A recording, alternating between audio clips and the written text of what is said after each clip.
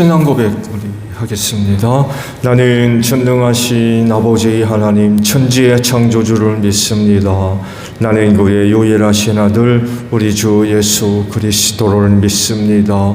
그는 성령으로 잉태되어 동정녀 마리아에게서 나시고 본디오 빌라도에게 고난을 받아 십자가에 못 박혀 죽으시고 장사된 지 사흘 만에 죽은 자 가운데서 다시 살아나셨으며 하늘에 오르시어 전능하신 아버지 하나님 우편에 앉아 계시다가 거기로부터 살아있는 자와 죽은 자를 심판하러 오십니다.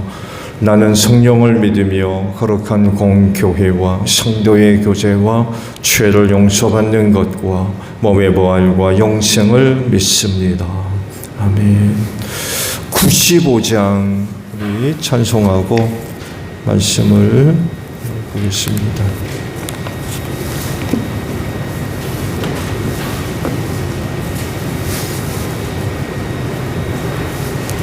찬송가 95장이에요.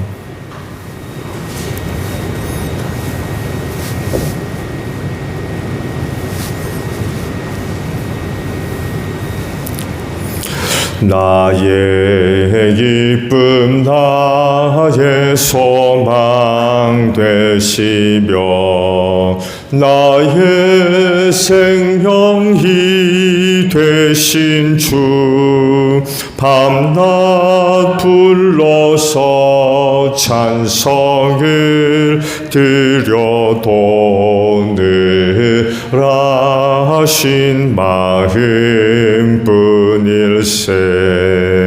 나의 사모하는 선한 목자는 어느 거다운 동산에 양의 무리와 늘 함께 가셔서 기쁨을 함께 하실까. 길도 없이 거친 넓은 들에서 갈 길 못 찾아 애쓰며 이리저리로 헤매는 내 모양 저 원수 조롱하도다. 주의 자비롭고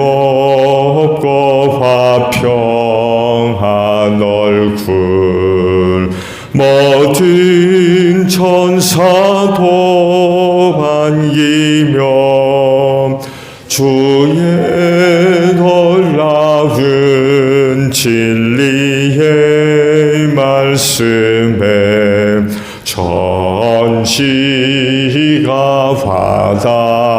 화답하도다. 나의 진정 사모하는 예수님 음성조차도 반갑고 나의 생명과 나의 참 소망은 오직 주 예수뿐일세. 아멘. 말씀을 봅니다. 요한복음 8장 21절에서 30절까지 저와 교독을 하겠습니다. 요한복음 8장 21절로 30절에요. 예수께서 그들에게 말씀하셨다. 나는 가고 너희는 나를 찾다가 너희의 죄 가운데서 죽을 것이다. 그리고 내가 가는 곳에 너희는 올 수 없다.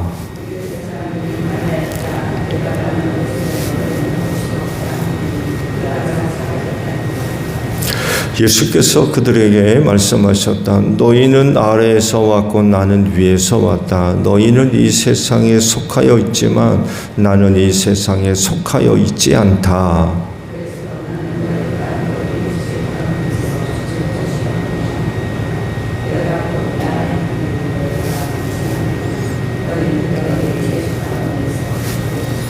그들이 예수께 물었다. 당신은 누구요? 예수께서 그들에게 대답하셨다. 내가 처음부터 너희에게 말하지 않았느냐?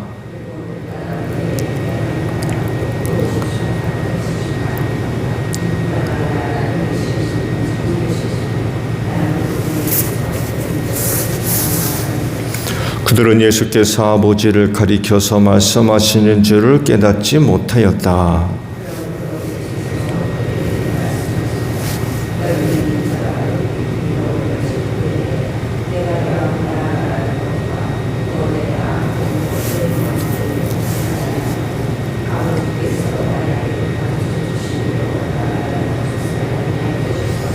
나를 보내신 분이 나와 함께 하신다. 그분은 나를 혼자 버려두지 않으셨다.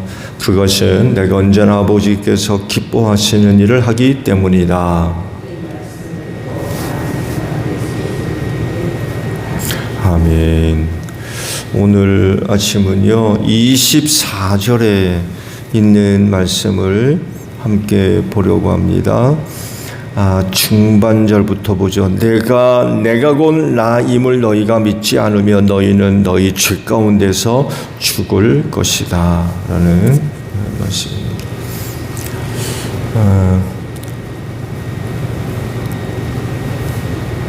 이영희 권사님이 이거 예배 안내서로 갖고 가셔야 되는 걸로 알고 있는데 저 뒤에 책상 위에다가 제가 놓을 테니까 같이 가실 때 가져가시기 바랍니다.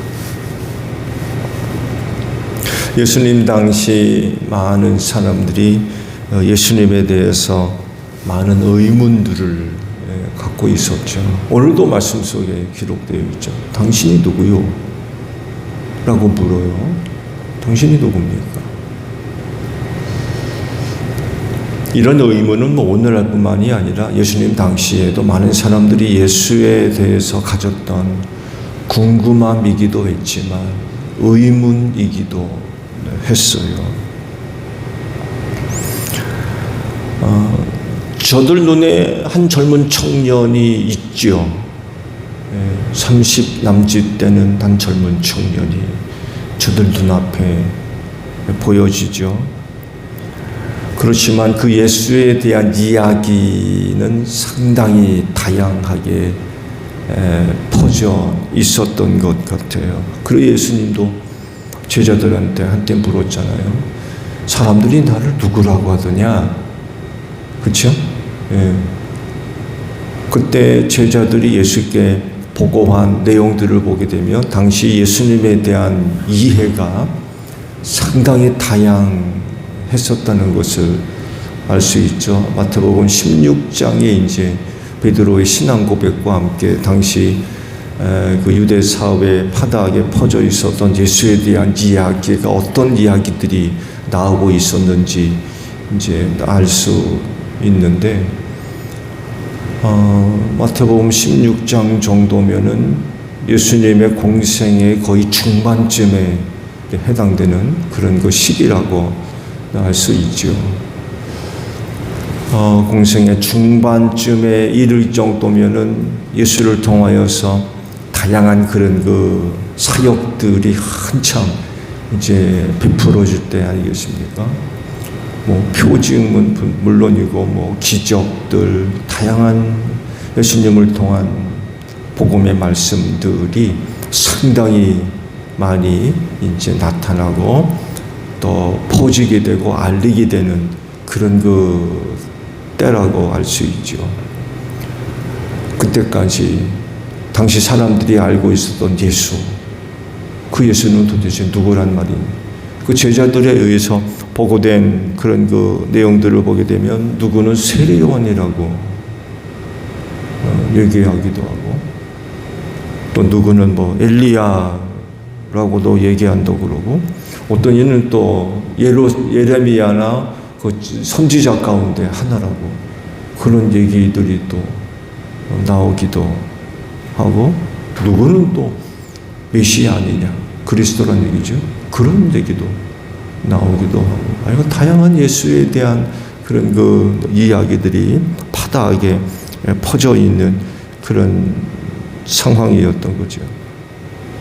이런 그 다양한 이야기 속에서 사내들인 공회에 소속되어 있는 사람들이 가장 경계했던 이야기 뭘까요? 바로 그 그리스도라는 이야기입니다.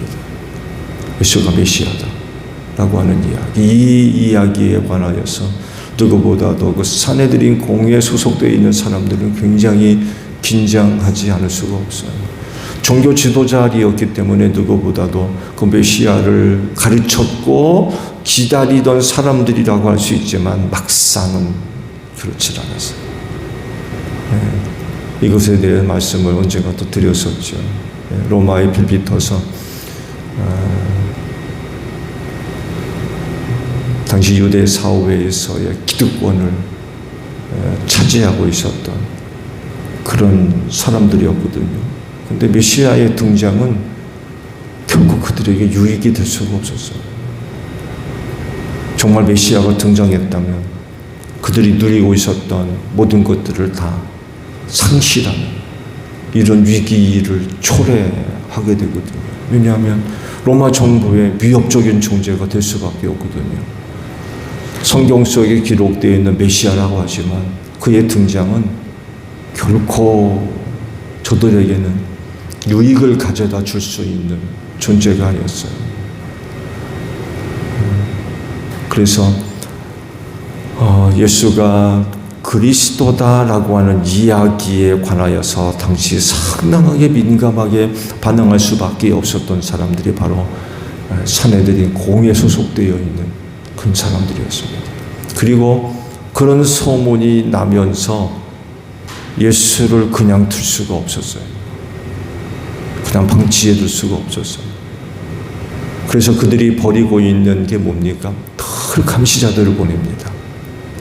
늘 감시꾼들을 보내가지고 예수의 일거수일투족을 전부 감시하게 하고 전부 보게 하고 때로는 그를 책잡기 위해서 아주 대답하기 곤란한 질문 만들어서 질문을 하고 함정에 빠뜨리려고 그런 짓들을 하고 있었던 거죠. 그러면서 이제 시간이 지나면서 점점 더 위기 의식을 갖게 되죠. 그래서 아주 노골적이죠. 그들의 노골적인 반응이 뭡니까? 잡아 죽이려고 그래요. 이제는 아예 노골적으로 그 예수님이 그래서 말씀을 쭉 봐왔습니다만 해도 유대 사역이 지체가 되고요. 유대 사역이 지체되고 또 얼마 전에도 말씀을 봤습니다만 해도 명절을 맞이했음에도 불구하고 올라가려고 하지 않으시고 올라갔어도 드러내놓고 다니지 못하는 이런 그 모습들을 보여주셨던 게 다 바로 이 유대 지도자들의 살해 협박 그런 것들이 너무 노골적으로 나타나는 그런 그 모습들이 있었기 때문에 그렇습니다. 그런 정치적인 그런 그 이유도 있겠지만 종교적인 이유도 있었죠. 예수가 자기 자신을 가리켜서 선언하는 그런 그 말씀 속에서도 종교적으로도 심각한 그런 그 문제성이 드러나 보였던 거죠. 자기를 가리켜서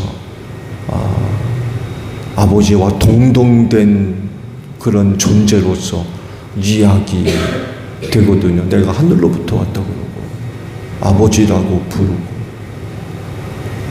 그렇게 얘기를 하니까 유대교 입장에서는 그건 심각한 신성 모독으로 들릴 수밖에 없었죠. 종교 사회에서 정말 아주 민감한 그런 그 말씀들을 예수께서 이제 하시기 시작했죠. 전에는 그런 얘기를 안 하셨는데 사역 중반쯤에 이르면 유대 종교 사회에서 아주 민감하게 다룰 수밖에 없는 그런 그 문제들에 관하여서 이야기를 시작을 합니다. 그리고 그들이 예수님을 실제적으로 위협을 하게 된 것도 바로 여기서부터 시작을 하죠. 신성모독으로 여기면서 예수를 죽이려고 하는 그런 그 움직임들이 구체적으로 나타나기 시작을 했지요. 그렇지만 예수님은요, 그런 그들을 향해서 자기 선언을 서슴지 않습니다. 전에는 조심스러워하는 그런 그 모습들이 있었는데 어느 순간부터는 자기에 관한 선언, 에고에임이죠. 나는 누구다 라고 하는 이런 그 말씀들을 아주 서슴지 않고 그들이 보는 앞에서 선포하는 그런 그 모습들을 보여주고 있죠. 오늘 주신 그 말씀이 그중 아주 가장 대표적인 그런 그 말씀이라고 할 수 있죠. 오늘 말씀을 보게 되면 예수님은 자신을 가리켜서 이렇게 말씀을 하시죠. 내가 곧 나다. 이게 헬라어로 에고에임이에요. 에고에임. 내가 곧 나다. 요한의 복음에서 이 에고에임에 대한 자기 선언이 7번 기록되어 있죠. 그렇죠? 모두 7번 기록이 되어져 있는데 그중 가장 아주 당시 유대교 입장에서 들어볼 때에 심각한 그런 그 문제성을 안고 있는 선언 중에 하나라고 할 수가 있습니다. 왜냐하면 이 말은 정말 아무나 할 수 있는 말이 아니에요. 이걸 히브리어로 바꿔 얘기하면 야훼라는 이름입니다. 야훼가 누구예요? 하나님의 이름 아니에요. 구약에서는 야훼라고 기록이 되어 있고 신약에서는 에고에이미로 기록됐어요. 이런 의미들을 생각해 본다면 예수님의 자기 선언 가운데 오늘 주신 이 말씀이야말로 가장 심각한 그런 그 정말 위험스러운 그런 그 말씀이라는 거죠. 말씀드린 대로 이건 하나님 자신 이외에는 누구도 부를 수 없는 또 누구도 사용할 수 없는 그런 이름이에요. 나는 곧 나다. 내가 곧 나다. 나는 내가 돼야 할 그다. 스스로 있는 자에 대한 표현이죠. 내가 곧 나다. 정말 하나님 이외에는 누구도 사용할 수 없는 그런 이름이죠. 처음으로 하나님께서 이름을 알려주셨어요. 모세한테. 내가 동족들에게로 돌아가면 틀림없이 너를 보내니가 누구냐고 물어볼 텐데 내가 누구라고 이야기하면 되겠습니까? 라고 여쭙자 그때 처음으로 하나님께서 자기 이름을 알려주셨죠. 내가 곧 나다. 야훼라는 이름. 전에는 엘이라고 하는 이름으로 알려졌었죠. 엘. 능력, 힘, 이런 의미가 있는. 근데 모세에 이르러서 야훼라고 하는 그 이름을 알려주셨던 거죠.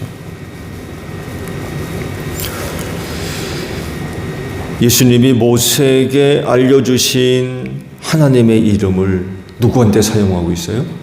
자기에게 사용하고 있어요. 하나님이 처음으로 자기 이름을 모세에게 알려주셨던 그 이름을 예수 자기에게 사용하고 계시는 거예요. 내가 곧 나다.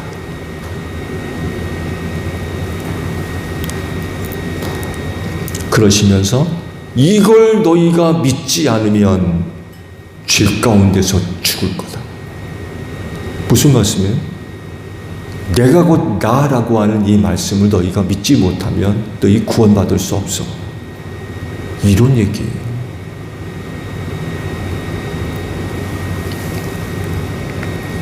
이렇게 말씀하셨을 때 당시 유대 사람들은 사내들인 공회의원들이죠.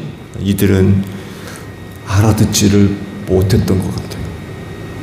예수가 지금 뭘 얘기하는지 알아듣지를 못했던 것 같아요. 그래가지고 되묻죠. 당신이 누구요? 라고 되물은 것 보니까 예수께서 이런 자기 선언을 하셨을 때에 못 알아들었던 것 같아요. 어떻게 보면 다행일 수도 있고, 그런데 알아들은 사람과 비교해 보게 되면 굉장히 안타까운 것 같아요. 오늘 마지막 절에 있는 말씀을 보세요. 예수께서 이 말씀을 하고 난 후 많은 사람들이 예수를 믿게 됐다라고 말씀을 하거든요. 근데 이에 반해서 못 알아들어가지고 당신이 누구야? 라고 물었다고 그러면 그런 사람들과 비교해 보았을 때 안타까운 일이죠. 네, 안타까운 일이에요. 누구는 들어서 믿었는데 누구는 들어도 믿지 못하는 이런 안타까운 일들이 나타났죠. 아마 그들이 그 자리에서 이 말씀을 알아들었다고 그러면 예수님 가만두지 않았을 겁니다. 왜? 신성모독이거든요. 이것만큼 심각한 말이 어디 있습니까? 하나님만 사용할 수 있는 자기 이름을 예수가 부르거든요. 내가 곧 나다. 이건 정말 굉장히 놀라운 얘기입니다. 자기 앞에 33 남짓한 청년이 하나 서 있는데 하나님의 이름을 자기한테 사용하니까 이거 알아들었다 그러면 유대교인들이 가만히 있었겠습니까? 절대로 가만 안 두죠. 이것만큼 심각한 문제가 어디 있어요?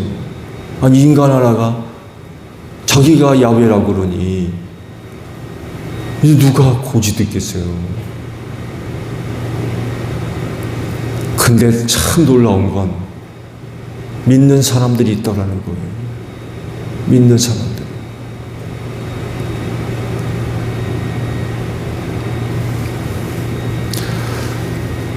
예수 믿는 사람들이 바로 여기에 해당되는 줄로 믿습니다.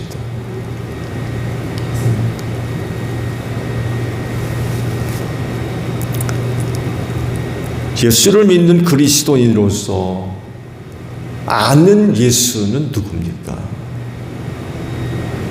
그 예수를 믿는 그리스도인으로서 알고 있는 예수, 그분은 누구예요? 여러분은 알고 있는 예수 누굽니까? 어떤 분으로 알고 계세요? 여러 가지 내용들이 있죠. 예수와 관련된 여러 가지 신앙의 내용들이 있는데 그 중에 하나가 바로 오늘 주신 말씀입니다. 내가 곧 나다.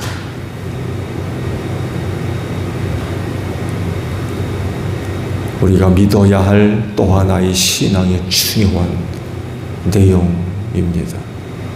내가 곧 나다. 즉 모세에게 이름을 알려주신 그 이름 야훼라고 부르는 하나님이시라는 거예요.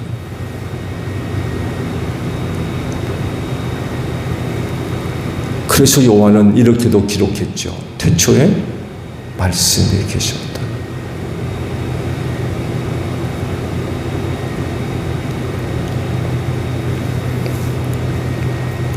이걸 믿지 않으면 죄 가운데서 죽을 거라고 그러셨어요.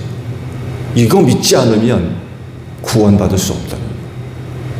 내가 곧 나라고 부를 수 있는 그 예수, 그를 믿지 않으면 죄 가운데서 죽을 수밖에 없다. 구원받을 사람이라고 하면 예수님은 나, 곧 나이심을 믿어야 된다는 거예요. 내가 곧 나다라고 부를 수 있는 그분이 곧 예수라는 것을 믿어야 됩니다.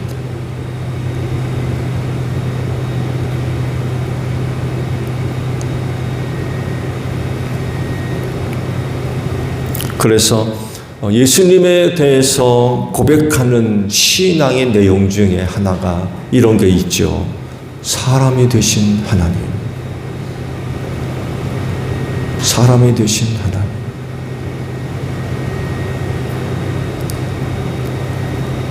예수께서 내가 곧 나다라고 말씀하신 걸 가장 잘 설명한 말인 것 같아요. 사람이 되신 하나님. 이걸 믿지 않으면 죄 가운데서 구원받을 수 없습니다.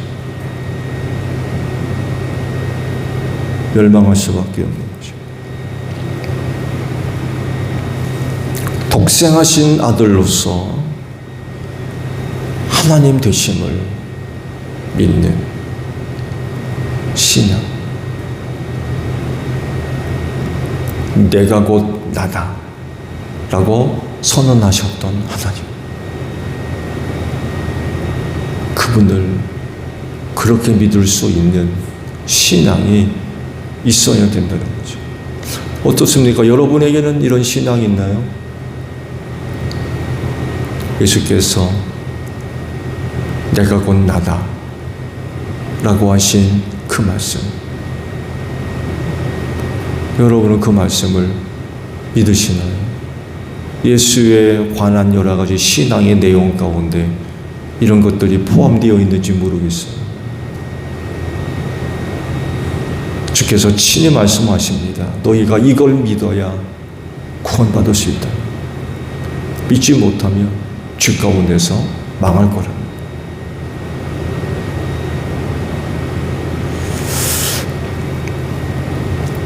독생하신 아들로서 하나님 되심을 믿는 신앙이 여러분들에게 있는 줄로 믿습니다. 그 믿음 끝까지 잘 간직하고 신앙생활하는 여러분들이 되시기를 바랍니다. 주기도문 합니다. 하늘에 계신 우리 아버지, 아버지의 이름을 거룩하게 하시며 아버지의 나라가 오게 하시며 아버지의 뜻이 하늘에서와 같이 땅에서도 이루어지게 하소서. 오늘 우리에게 일용할 양식을 주시고 우리가 우리에게 잘못한 사람을 용서하여 준 것 같이 우리 죄를 용서하여 주시고 우리를 시험에 빠지지 않게 하시고 악에서 구하소서. 나라와 권능과 영광이 영원히 아버지의 것입니다. 아멘. 기도하겠습니다.